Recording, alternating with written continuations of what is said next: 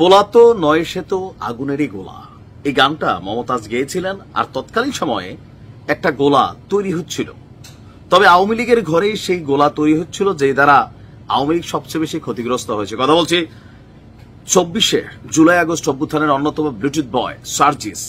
তবে মাঝে মাঝে নিজের পছন্দ না হলে অতিরিক্ত কথা বলতে বলতে এমনটাই বলে যে আওয়ামী লীগ নিয়ে বলতে বলতে, বিএনপি নিয়ে বলতে বলতে ঠিক দেশের সর্বোচ্চ যে জায়গা আদালত নিয়েও একটা বিরূপ মন্তব্য করে বসছিল। তবে সব জায়গায় যে বিরূপ মন্তব্য করতে নাই, সেটা এবার তিনি টের পেতে যাচ্ছেন। যদি ক্ষমা প্রার্থনা না করে, তাহলে আমার ধারণা সার্জিস গ্রেপ্তার হবেন। যদিও জামিন পেয়ে যাবেন, কিন্তু গ্রেপ্তার হবেন, কারণ আইনের কাজই হচ্ছে সবাইকে লাইনে আনা। আপনাদের খেয়াল আছে, মেয়র ইশরাক, তিনি মেয়র হন, এনসিপি মনে প্রাণে চাই না, মুখে মুখে যাই বলুক। সরকারে থাকা তাদের উপদেষ্টা তারাও চায় না, সরকার নিজেও চায় না বিএনপির দাবি, আর এনসিপি তো চাই না। তো যখন মেয়র ইশরাক এনসিপির দেখানো পথে যমুনার সামনে তার যারা সমর্থকরা আছেন সেখানে আন্দোলন করছিলেন, নিজেও সেখানে গেলেন। পরবর্তীতে দ্বিতীয় দিন তৃতীয় দিন সম্ভবত টানা আন্দোলনের পর আমাদের আপিল বিভাগ থেকে সম্ভবত একটা রায় আসলো যে মেয়র ইশরাকি মেয়র হবেন। তো সেই রায়কে কেন্দ্র করে সার্জিস একটা বক্তব্য দিয়ে বসছিলেন হাইকোর্ট নিয়ে। তার সেই পোস্টটা আপনাদের খেয়াল থাকার কথা। যদি মব করে আপনার কি বলা হয় যে মব তৈরি করে হাইকোর্টের রায় নেওয়া যায়, তাহলে এই হাইকোর্টের দরকার কি? তার মানে হাইকোর্টের যারা বিচারপতি আছেন তারা মবেরে ভয় পান, সেই মবেরে ভয় পাইয়া তারা রায় দিয়ে দিচ্ছেন। তাহলে তো ভাই দেশে আর আইন আদালত দরকার নাই, আর এই বিচারকদেরও দরকার নাই। তার বক্তব্যের মিনিংসটা সোজা বাংলায় এমনই ছিল, মানে বিচারক ভয় পেয়েছেন, মবের ডরে তিনি এই সিদ্ধান্ত বা রায় দিয়েছেন। আর এই পোস্টকে কেন্দ্র করেই সার্জিস আলমকে পাঠানো হয়েছে একটা আপনার নোটিশ সুপ্রিম কোর্টের রেজিস্ট্রার জেনারেলের মাধ্যমে প্রধান বিচারপতির কাছে লিখিতভাবে ক্ষমা চাইতে বলা হয়েছে। একই সঙ্গে নোটিশ পাওয়ার 2 ঘন্টার মধ্যে সংবাদ সম্মেলন ডেকে সার্জিস আলমকে প্রকাশ্যে ক্ষমাও চাইতে হবে। নোটিশ পাওয়ার পর সার্জিস পাত্তা দেয় নাই, সে ক্ষমা চায় নাই। তো এখন যখন নোটিশ পাওয়ার 2 দিন হয়ে গেছে, সার্জিস ক্ষমা চায় নাই, সে কারণে সার্জিস আলমের বিরুদ্ধে আদালত অবমাননার আবেদন করা হয়েছে। বাংলাদেশের বিচার ব্যবস্থা কতটুকু স্বাধীন, এটাও একটা এখন দেখার বিষয় হয়েছে যে এটা কি আসলে আদালত অবমাননার মতন ঘটনা হয়েছে কিনা। নিঃসন্দেহে এটা আদালত অবমাননার ঘটনা হয়েছে। এখন সার্জিস আলমের বেলায় হয়েছে কিনা এ নিয়ে আপনার আমরা দেখি 28 মে বিচারপতি ফাহমিদা কাদের এবং বিচারপতি মুবিনা আসাফের হাইকোর্ট বেঞ্চে আবেদনটি দায়ের করেছেন আইনজীবী মোহাম্মদ জসিম উদ্দিন। গত শনিবার হাইকোর্ট নিয়ে বিরূপ মন্তব্যের ঘটনায় প্রধান বিচারপতির কাছে যখন এই ঘটনাগুলো নিয়ে লিখিত লিগেল নোটিশ পাঠানো হয়, আর সুপ্রিম কোর্টের আইনজীবী মোহাম্মদ জসিম উদ্দিন তিনি এই লিগেল নোটিশ পাঠান, কিন্তু 22 মে ইশরাক হোসেনকে, আচ্ছা যাই হোক, আমরা এখন এইটা নিয়ে সার্জিস আপনার কোন রকম ভূমিকা রাখেনি। তিনি এখন উত্তরাঞ্চলে আছেন। উত্তরাঞ্চল কত বছর ধরে কি বলা হয় যে সাপোর্টিং পাচ্ছে না, নানান সুযোগ সুবিধা থেকে বঞ্চিত হচ্ছে, এই জিনিসগুলো নিয়ে তিনি কাজ করছেন। দরকার উত্তরবঙ্গের, আসলে আমি জানি না, প্রত্যেকটা সরকার অনেক অবহেলা করেন। আমরা বিভিন্ন জন কাজ করি উত্তরবঙ্গে, বিভিন্ন চ্যারিটি কার্যক্রম করি, আসলে কিন্তু এই এলাকাগুলোর অবস্থা খুবই কাহিল। সরকারের উচিত উত্তরবঙ্গে একটা বিশেষ বরাদ্দ দেওয়া, তবে বরাদ্দগুলো যেন মানুষের কাছে পৌঁছায়। যাই হোক, তো সার্জিস ওদিকে ব্যস্ত আছেন, আর এদিকে তার বিরুদ্ধে আদালত অবমাননার অভিযোগ গঠন করার জন্য আবেদন করা হয়েছে। হবে কি? তবে আমার ধারণা হবে, আর এটা সরকারের নিরপেক্ষতা প্রমাণের জন্য করতে হবে। আইন আদালত এগুলো যেটা রুলসে চলে, আর যদি না করে তাহলে আইনজীবীরা বলছেন যদি সে আদালত অবমাননার আবেদন তৈরি হয়ে যায়, তারপর সে ক্ষমা না চায়, তাহলে তাকে গ্রেপ্তার করা হবে, পুরো বাংলাদেশ আউলাই যাবে। আমার ধারণা সার্জিস লিখিত ক্ষমা চেয়ে ফেলবেন, পত্রিকা আসুক না আসুক।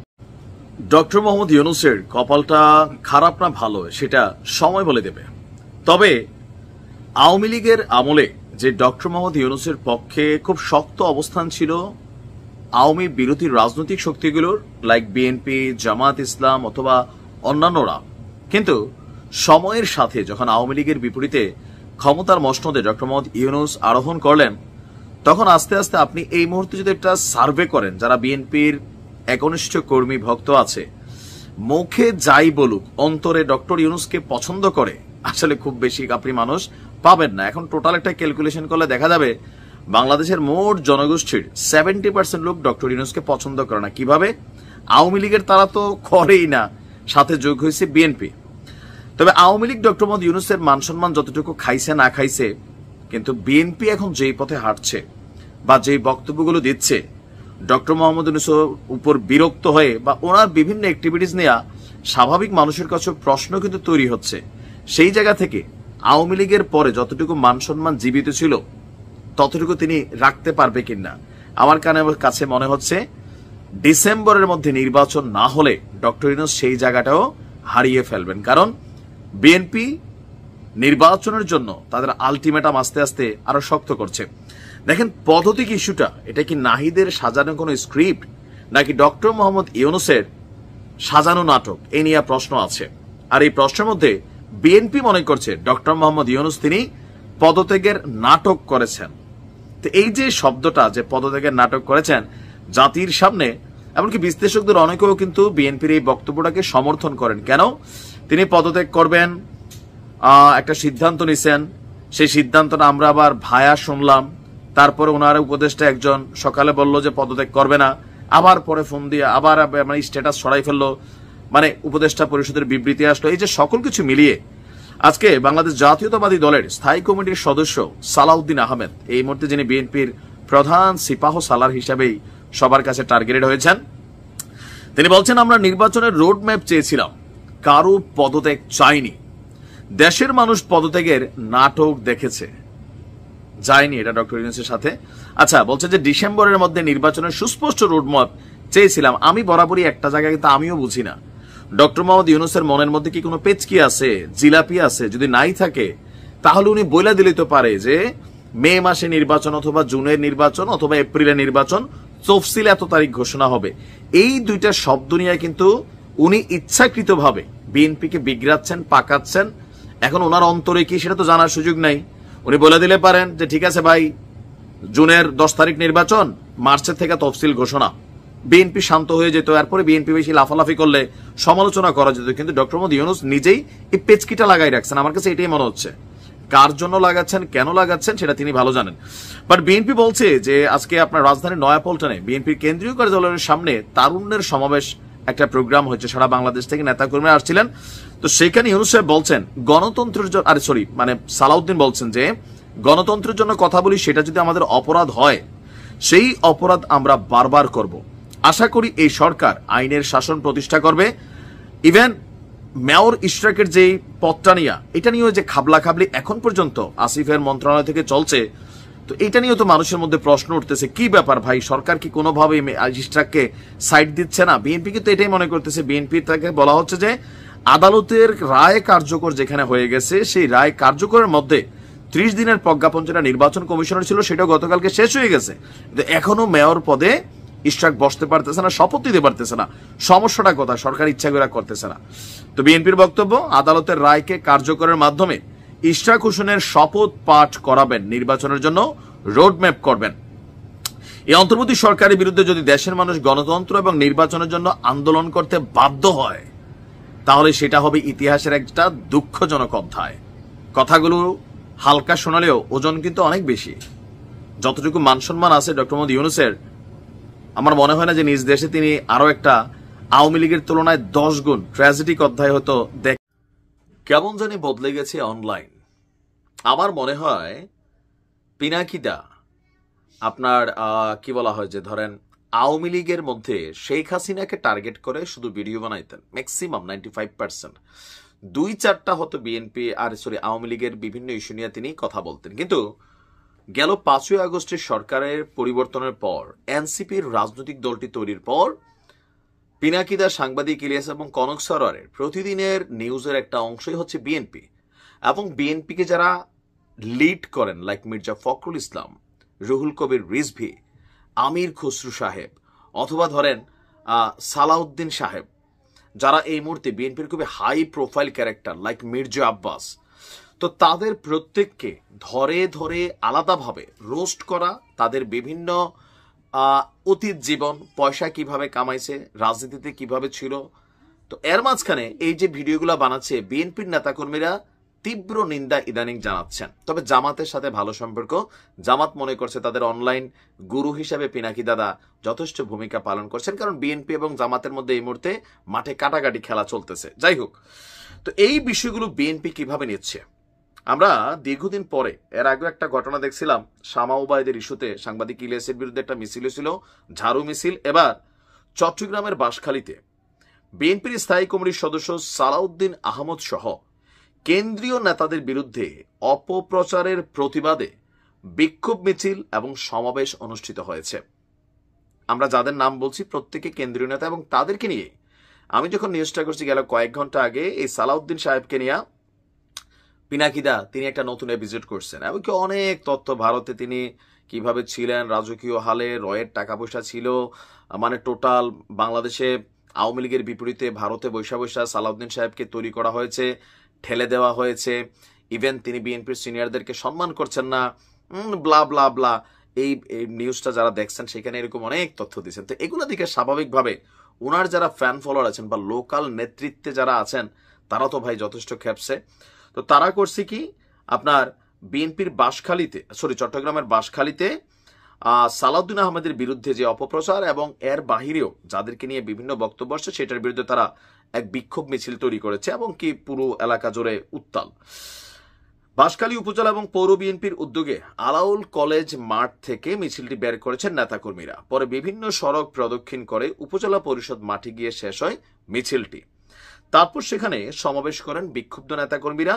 এ সময় বিএনপির নেতাদের বিরুদ্ধে, কেন্দ্রীয় নেতাদের বিরুদ্ধে কটূক্তি এবং অপপ্রচারের বিরুদ্ধে তারা ব্যাপক তীব্র নিন্দা জ্ঞাপন করেন। বিক্ষোভের সময় দক্ষিণ জেলা বিএনপি নেতা লিয়াকত আলী সহ উপজেলা ও পৌর বিএনপি এবং এর অঙ্গ সংগঠনের নেতাকর্মীরা উপস্থিত ছিলেন।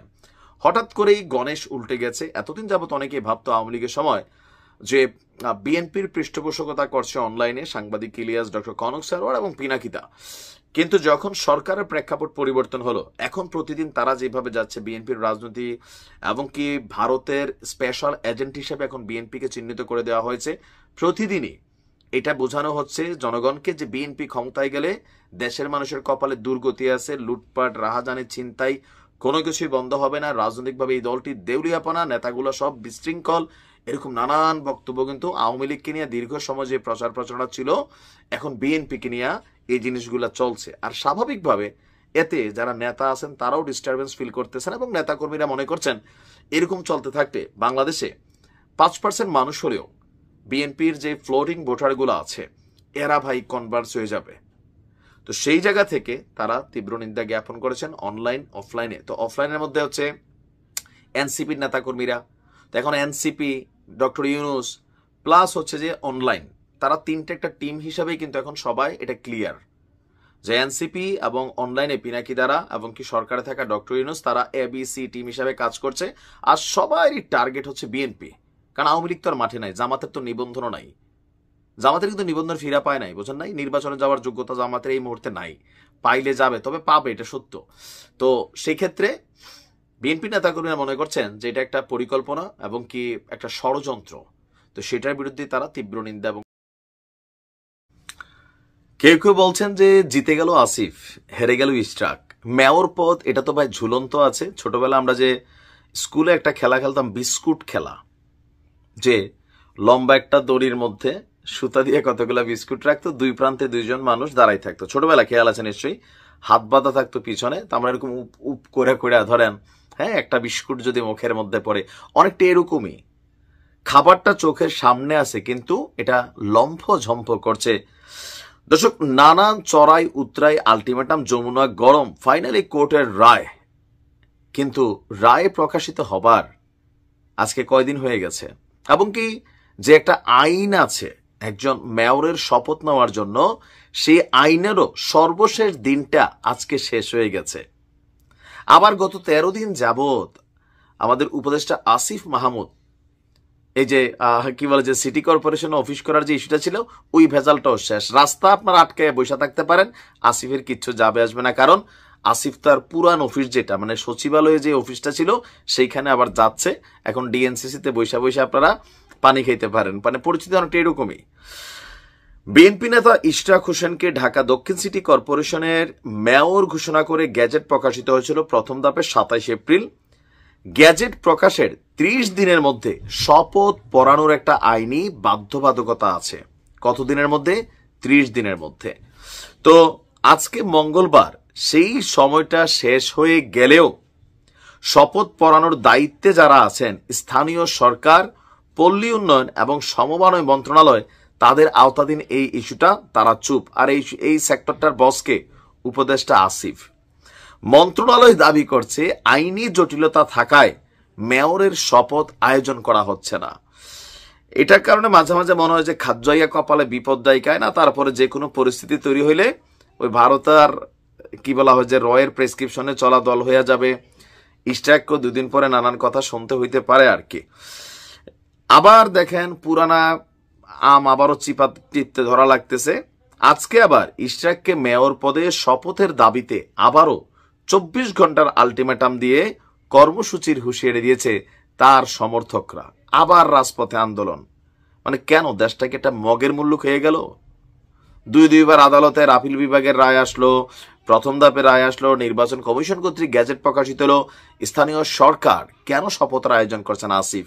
এটা ইগোর যুদ্ধ চলছে।